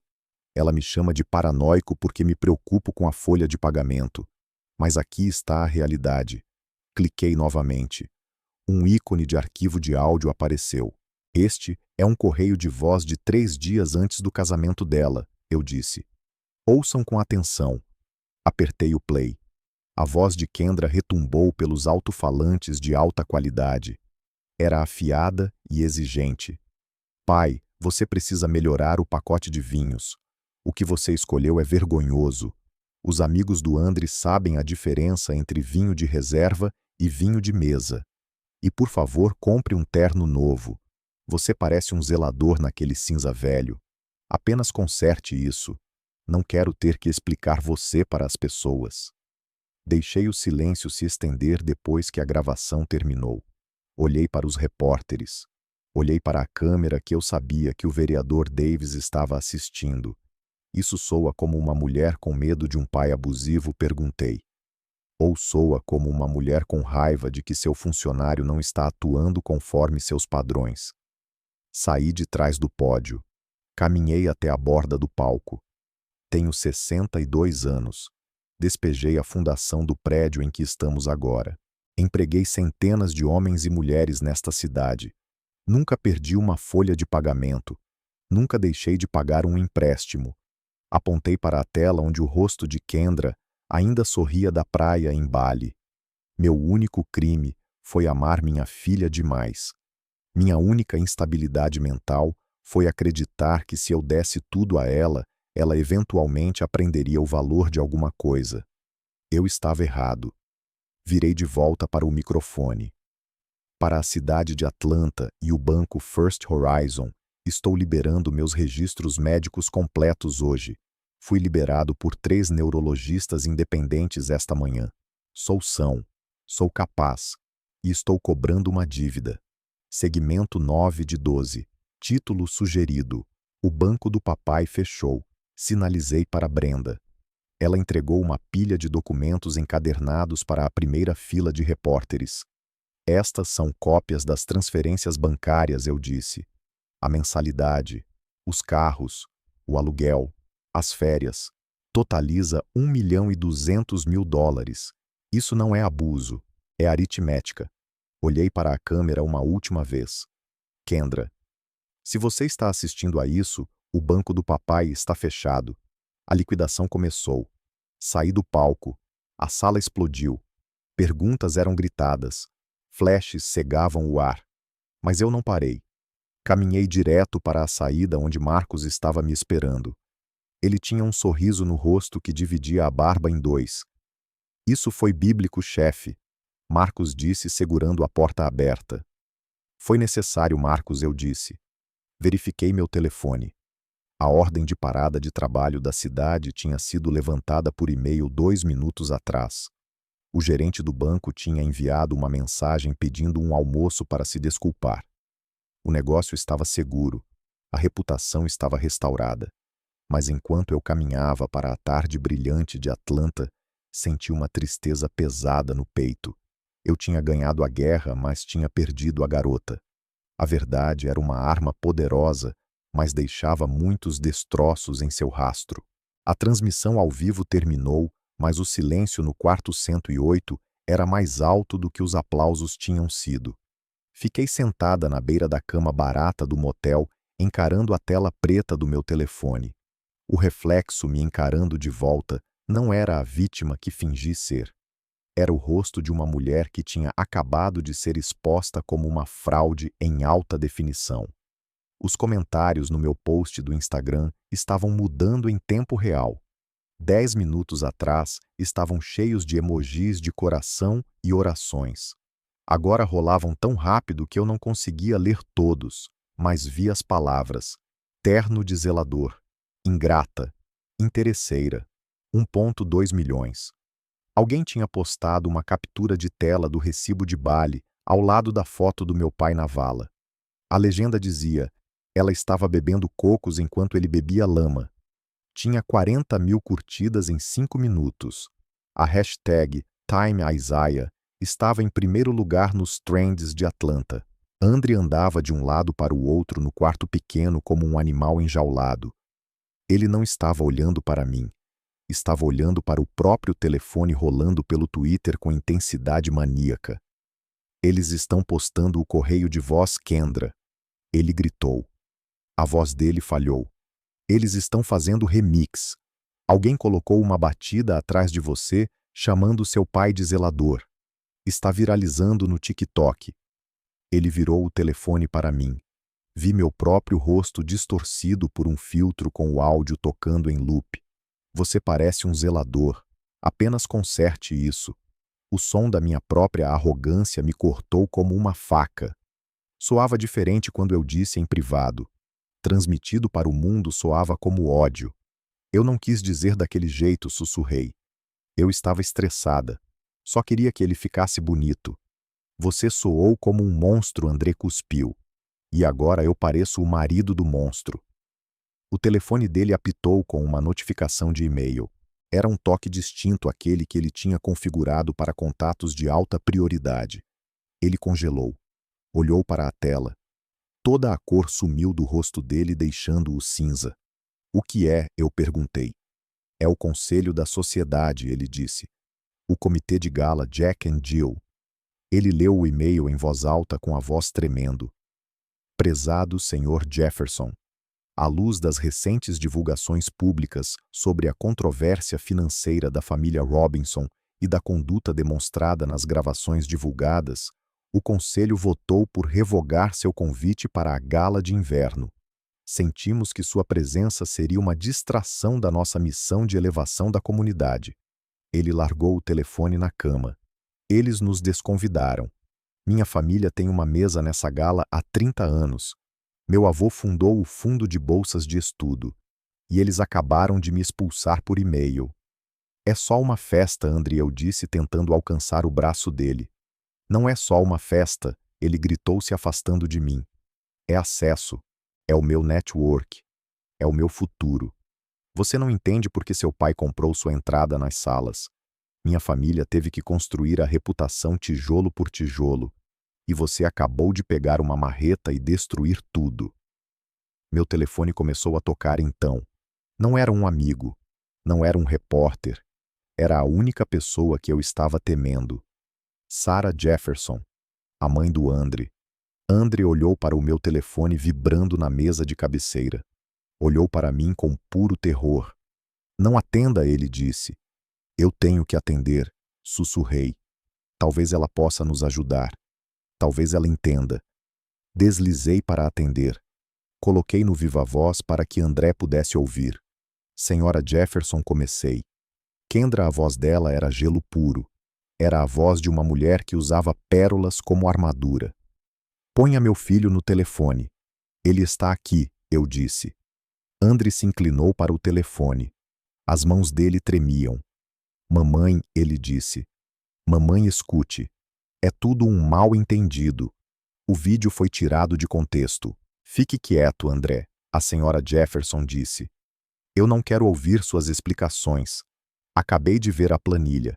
Vi os recibos que seu sogro publicou. Mamãe, ele está mentindo. Ele só está com raiva. O correio de voz é uma mentira. André, ela perguntou. Ela não disse aquelas coisas. Ela não chamou um homem que gastou $1 milhão nela de zelador. André não respondeu. Ele não podia. Nós somos Jeffersons, ela continuou. Valorizamos a dignidade. Valorizamos o trabalho duro. Não nos associamos com parasitas. Senhora Jefferson, por favor, eu solucei. Eu amo seu filho. Se você o amasse, não teria arrastado o nome dele para a lama com o seu direito de herdeira. Ela me cortou. As senhoras da igreja estão me ligando, Kendra. O pastor está me ligando. Você sabe o quão humilhante é ter o diácono perguntando se minha nora é uma fraude. Mamãe, o que eu faço? André perguntou. Ele soava como um garotinho. Você vem para casa, André, ela disse. Nós vamos para casa agora mesmo, eu disse. Vamos fazer as malas. Nós não, a senhora Jefferson disse. A voz dela era final. Apenas o André. Você não é bem-vinda na minha casa, Kendra. Não até que tenha quitado suas dívidas e limpado seu nome. Não vou ter repórteres no meu gramado procurando a mulher que processou o próprio pai. Mas nós somos casados. Eu chorei. Então ele pode ficar com você nesse motel, a senhora Jefferson disse. Mas se ele quiser ter um futuro nesta cidade, se ele quiser manter seu fundo fiduciário, se ele quiser continuar sendo um Jefferson, ele virá para casa sozinho, hoje à noite. A linha ficou muda. O silêncio que se seguiu foi sufocante. Olhei para André. Ele estava encarando o telefone. Ele estava encarando a escolha que a mãe dele tinha acabado de colocar diante dele.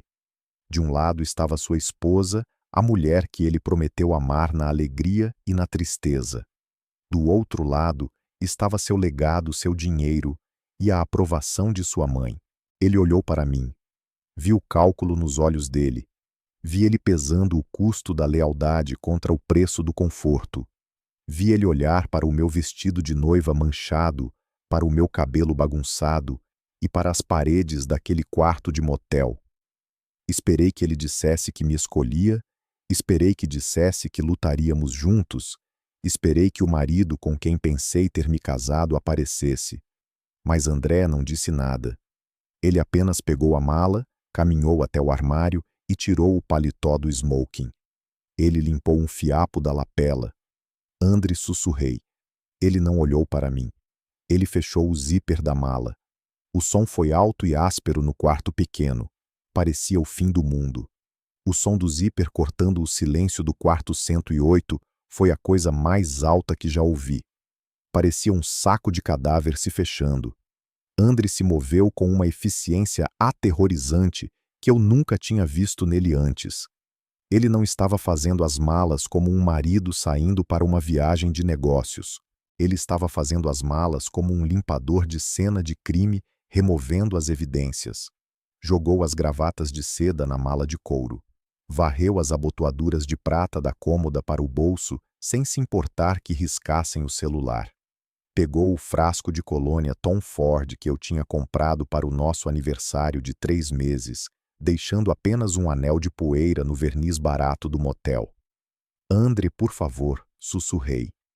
Minha voz parecia pequena e quebrada como uma criança acordando de um pesadelo. Você não tem que fazer isso. Podemos resolver isso. Ele não olhou para mim. Entrou no banheiro e pegou a escova de dentes e a navalha. Deixou meus produtos de higiene lá. O creme de rosto caro, o perfume de grife. Deixou-os como se fossem lixo. Corri para a porta e fiquei na frente dela bloqueando a saída dele. Eu ainda usava o vestido de noiva arruinado. A bainha estava cinza de sujeira, o corpete manchado de lágrimas. Eu devia parecer um fantasma, assombrando um lugar onde a felicidade costumava morar. Você não pode simplesmente ir embora, eu disse pressionando as mãos contra a madeira. Fizemos votos, André. Na alegria e na tristeza. Essa é a parte da tristeza. É agora que conta. Ele parou então. Ficou a 1 metro de distância de mim segurando a mala. Ele olhou para mim, mas os olhos estavam vazios. O calor tinha sumido. A adoração tinha sumido. Até a raiva tinha sumido. Restava apenas um cálculo frio. Na alegria e na tristeza se aplica a um casamento. Kendra, ele disse com a voz plana e lisa como vidro. Isso não foi um casamento. Do que você está falando? Perguntei. Eu sou sua esposa. Não, ele disse balançando a cabeça devagar. Você foi um investimento. Pensei que estava me fundindo com o Império Robinson. Pensei que estava casando com uma mulher que vinha com um legado e uma linha de crédito. Ele deu um passo para mais perto e o cheiro da colônia dele, a que eu comprei, me enjoou. Você me vendeu uma mentira, Kendra. Você andava por aí com aquele cartão preto, agindo como se fosse dona da cidade. Mas você não era dona de nada. Você era apenas uma usuária autorizada. E agora a autorização foi revogada. Eu posso consertar. Implorei. Tentei pegar a mão dele, mas ele a puxou como se eu fosse contagiosa. Vou falar com o papai. Vou pedir desculpas. Vou fazer o que for preciso para pegar o dinheiro de volta. É tarde demais, André disse. Eu vi seu pai naquele palco. Vi o olhar nos olhos dele. Ele não está jogando um jogo. Ele acabou. Ele cortou o cordão. E sem esse cordão você é apenas uma mulher se afogando tentando me puxar para baixo com você. Ele olhou para o relógio. Era um Rolex que eu tinha dado a ele como presente de noivado.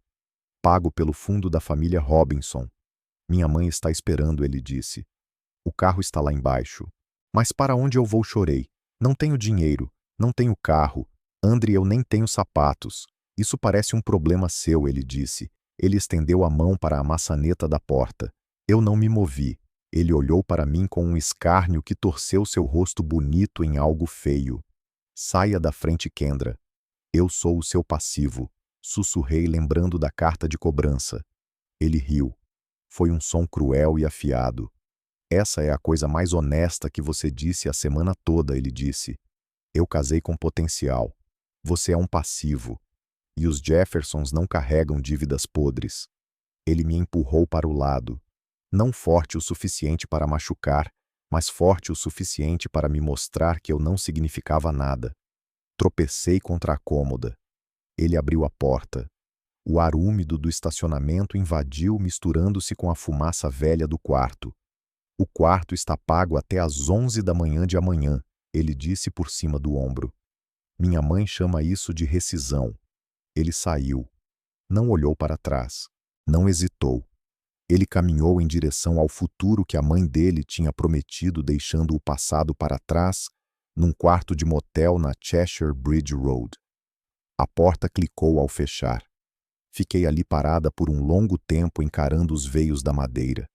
Ouvi o som de um motor de carro ligando lá fora. Ouvi pneus triturando no cascalho. Ouvi o veículo acelerar, desaparecendo no barulho do trânsito de Atlanta.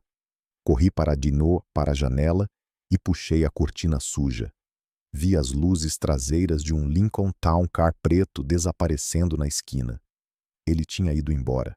Voltei para o quarto. Parecia enorme agora. O espaço onde Andre estava vazio. O silêncio era absoluto. Sem telefone tocando, sem notificações, sem música. Apenas o zumbido do ar-condicionado e a batida aterrorizada do meu próprio coração. Olhei para a carta de cobrança ainda caída no chão, onde André a tinha deixado. 1,2 milhões de dólares. Olhei para minha bolsa sentada na cama desfeita. Caminhei até ela. Minhas pernas pareciam pesadas, como se estivessem cheias de concreto.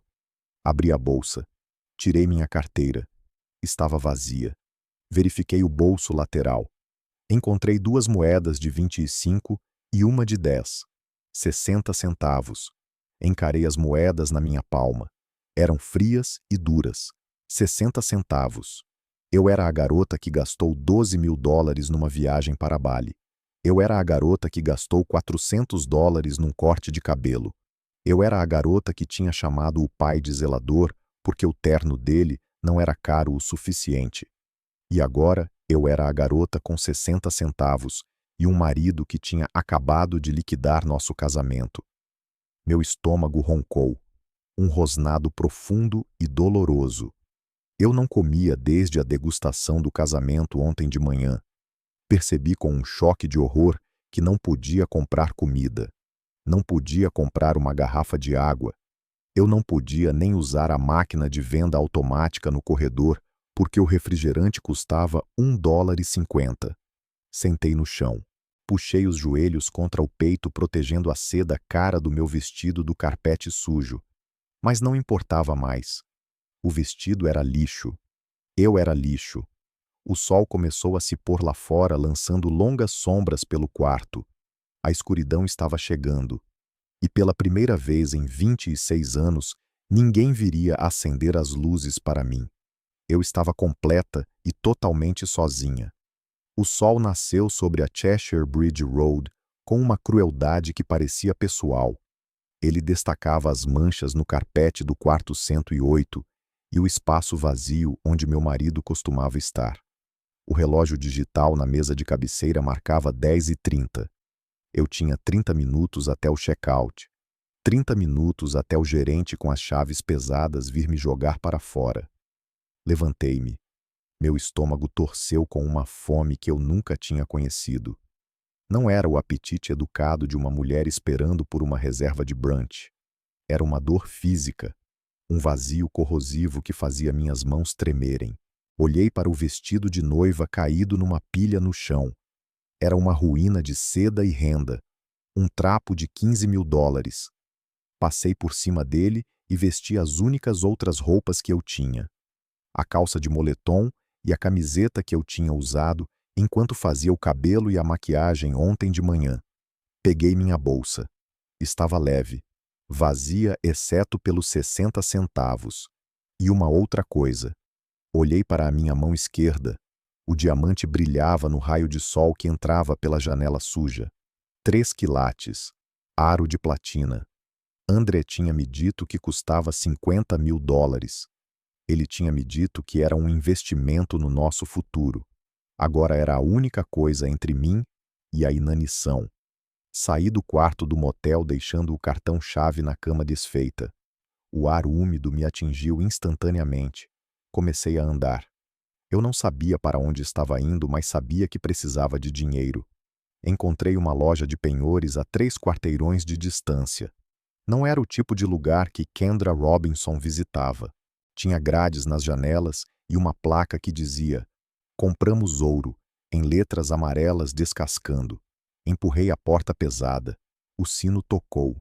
O homem atrás do balcão levantou os olhos do jornal. Ele tinha graxa debaixo das unhas e olhos que já tinham visto desespero demais para se comoverem com o meu. "Posso ajudar", ele grunhiu. "Preciso vender isto." Deslizei o anel pelo vidro arranhado do balcão. Minha mão tremia. Aquele era o meu casamento. Aquela era a promessa de para sempre. Ele pegou. Rosqueou uma lupa de joalheiro no olho. Estudou a pedra por um longo tempo. 50.000, sussurrei. Meu marido disse que valia 50.000. O homem riu. Foi um som seco como uma tosse. Seu marido mentiu, moça. Isso é uma pedra de laboratório. Clareza decente, mas não é natural. E o aro é 14 quilates, não platina. Senti a sala girar. Até o anel era uma fraude.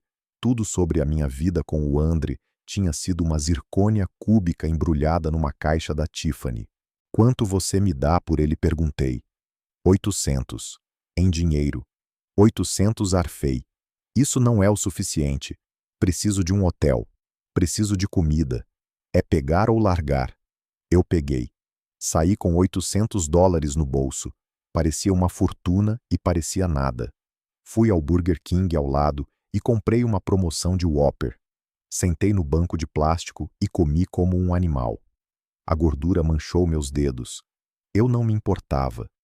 Com comida no estômago, a clareza começou a voltar. Eu tinha dinheiro para uma semana num motel barato. Talvez 2, se fosse cuidadosa. Mas depois disso, eu estaria na rua. Eu precisava de um emprego. Caminhei até o Lenox Mall. Foi uma longa caminhada em chinelos baratos. Meus pés criaram bolhas. Quando cheguei, fui direto para a boutique de luxo, onde tinha gasto $4.000 numa bolsa no mês passado. O ar-condicionado parecia o céu. O cheiro de couro caro me deu vontade de chorar. "Posso ajudar a gerente?", perguntou. Ela me reconheceu. Vi os olhos dela correrem para a minha calça de moletom, depois para o meu cabelo bagunçado. "Preciso de um emprego", eu disse. "Conheço a marca. Comprei metade do estoque desta loja.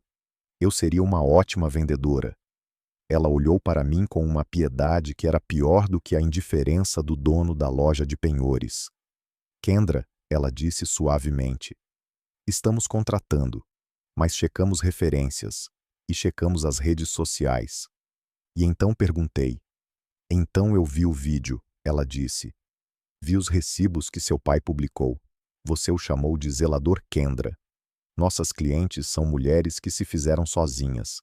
Elas não comprariam um chaveiro de alguém que trata pessoas trabalhadoras desse jeito. Você é um passivo para a marca. Ela virou as costas para mim. Eu saí. Tentei em mais 3 lojas. O resultado foi o mesmo. Meu rosto era famoso demais e minha reputação era tóxica demais. Eu não era mais uma herdeira. Eu era um meme. Eu era a cara da arrogância. Acabei num pequeno parque perto da fronteira de Buckhead. Sentei num banco de madeira vendo o sol começar a mergulhar mais baixo. Meus pés latejavam. Minha alma doía.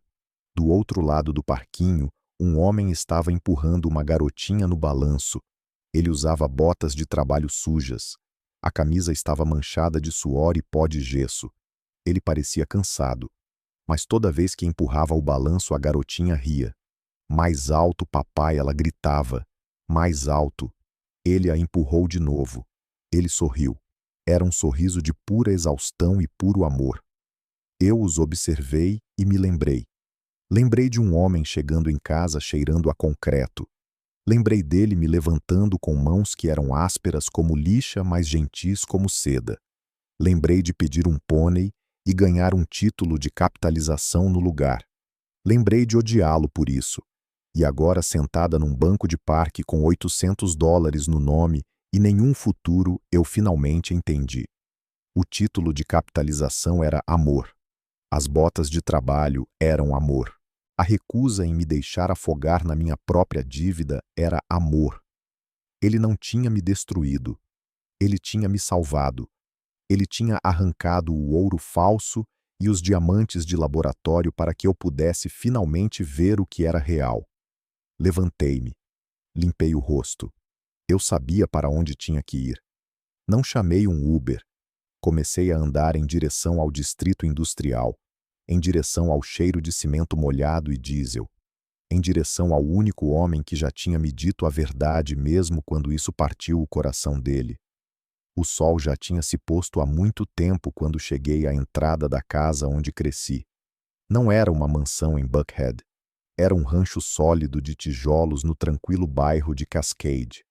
O gramado estava perfeitamente cuidado.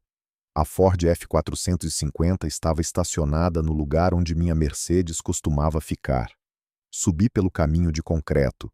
Minhas pernas tremiam a cada passo. Minha calça de moletom estava empoeirada e meu rosto estava limpo de maquiagem, mas pesado de vergonha. Papai estava sentado na varanda da frente. Ele estava na sua cadeira de balanço, a que ele comprou no ano em que a mamãe morreu. Ele segurava um copo de chá gelado numa mão e uma planta de construção na outra. Ele não olhou para cima quando me aproximei. Ele conhecia o som do meu andar mesmo em chinelos baratos. Parei no pé da escada. Eu não tentei subir. Eu não merecia pisar na varanda ainda. Oi, papai, sussurrei. Ele dobrou a planta lentamente. Colocou-a na pequena mesa. Ele olhou para mim. Os olhos dele não estavam mais com raiva.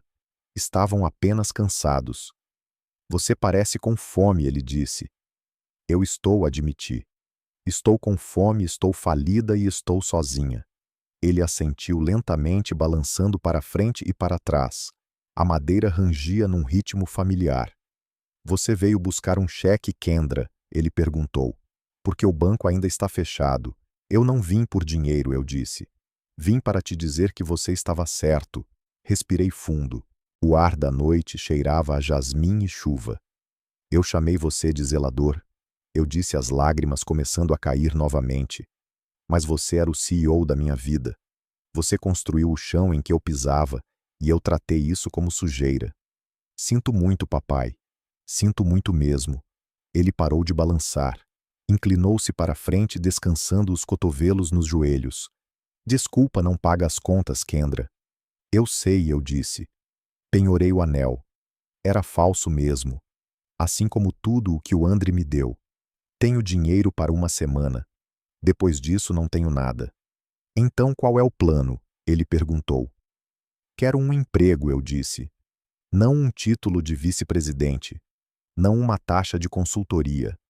Quero um emprego. Fui ao shopping e eles não me contrataram por causa de como eu tratei você. Ninguém confia em mim. Olhei nos olhos dele. Mas você sabe que eu posso trabalhar duro quando preciso. Eu virei noites estudando para as provas finais. Eu posso aprender. Me dê um emprego no pátio. Qualquer emprego. Eu arquivo papéis. Eu varro o armazém. Eu atendo telefones. Ele estudou meu rosto. Estava procurando a mentira. Estava procurando o ângulo. Mas não havia nenhum. Eu estava despida de tudo. Temos uma vaga, ele disse lentamente. Escriturária da estação de pesagem. Você registra a entrada e saída dos caminhões. Você verifica os manifestos. Começa às 6 da manhã. Eu aceito. Paga $15 por hora, ele disse. Sem benefícios nos primeiros 90 dias. E você paga aluguel se mudar de volta para cá. 500 por mês. Eu balancei a cabeça. Parecia o melhor negócio que eu já tinha ouvido. Tudo bem, eu disse. Ele se levantou então. Caminhou até a borda da varanda. Olhou para os meus pés cheios de bolhas nas sandálias frágeis. Ele se virou e pegou uma caixa que estava perto da porta. Ele jogou para mim. Põe isso, ele disse. Você não pode trabalhar de chinelo. Abri a caixa. Dentro havia um par de botas de trabalho com biqueira de aço. Pequenas. Do meu tamanho. Ele tinha comprado dias atrás esperando por esse momento. Sentei no degrau de baixo e as calcei. Eram pesadas, pareciam substanciais. Amarrei os cadarços bem apertados. Pela primeira vez na vida eu não estava usando sapatos para ficar bonita. Eu estava usando para fazer alguma coisa. Levantei-me. As botas me firmaram no chão. Olhei para o meu pai. Te vejo às 6, eu disse. Não se atrase, ele respondeu. Os caminhões não esperam por ninguém. Ele pegou o chá e voltou para sua planta de construção. Ele não me abraçou. Não precisava. Ele tinha me dado algo melhor do que um abraço. Ele tinha me dado uma chance de me salvar. A verdadeira riqueza não é encontrada num fundo fiduciário ou num cartão de platina. É encontrada nos calos das suas mãos e na integridade da sua palavra. Quando protegemos nossos filhos de todas as lutas, nós roubamos a força deles. Isaia não puniu Kendra tirando o dinheiro dela. Ele a libertou dando a ela a oportunidade de ganhar seu próprio autorrespeito. Você não pode entender o valor da sombra se nunca plantou a árvore. Às vezes, a coisa mais amorosa que um pai pode fazer é deixar seu filho caminhar sozinho, mesmo que signifique vê-lo tropeçar, para que ele possa finalmente aprender a ficar de pé sobre as suas próprias duas pernas. Se essa história ressoou com você, por favor aperte o botão de curtir e se inscreva no canal para mais narrativas sobre justiça e redenção. Compartilhe seus pensamentos nos comentários. O Isaia fez a coisa certa. Para ouvir a próxima história, clique no vídeo aparecendo na sua tela agora. Obrigado por assistir.